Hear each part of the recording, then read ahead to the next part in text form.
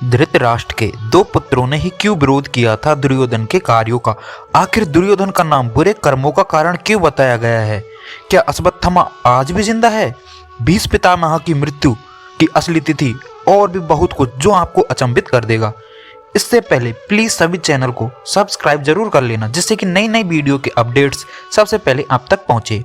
Fact number 11, Duryodhan का असली नाम सुयोधन था, जिसका अर्थ है एक महान योद्धा। लेकिन वह स्वयं दुर्योधन ही था जिसने अपना नाम सुयोधन से बदलकर दुर्योधन कर लिया, जिसका अर्थ होता है एक ऐसा युक्ति जिसे कभी हराया नहीं जा सकता।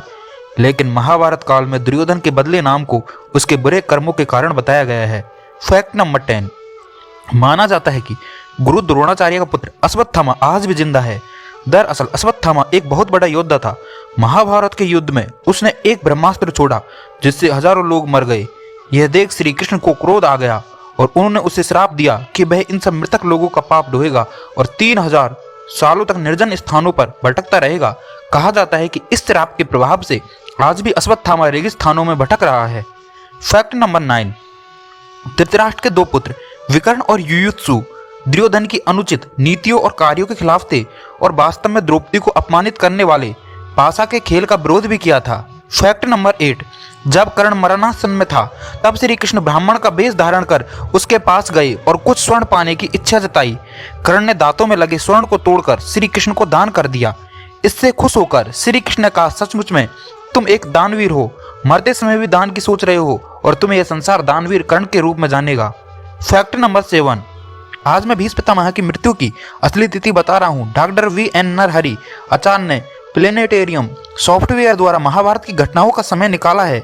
इसके अनुसार महाभारत की लड़ाई 22 नवंबर 3067 BCE यानी बिफोर कॉमन इरा को शुरू हुआ था और भीष्म पितामह 17 जनवरी 3066 BCE को मृत्यु को प्राप्त हुए थे।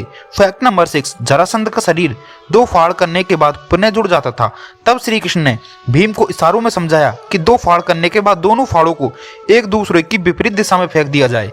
फैक्ट नंबर 5, शकुनी को ये पासे उसके पिता की जांग की हड्डी से मिले थे। शकुनी के पैर को तोड़ा गया था, लेकिन खुद शकुनी ने उस घाव को बढ़ाया था।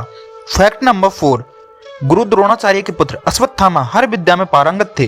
वे चाहते तो पहले दिन ही युद्ध का अंत कर सकते थे, लेकिन कृष्ण ने ऐसा कभी होने नहीं दिया। कृष्ण यह जानते थे कि पिता पुत्र की जोड़ी मिलकर ही युद्ध को समाप्त कर सकती थी।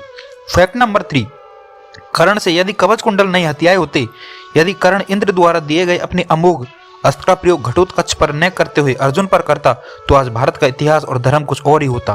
फैक्ट नंबर 2, कुंती बायु के पुत्र थे भीम।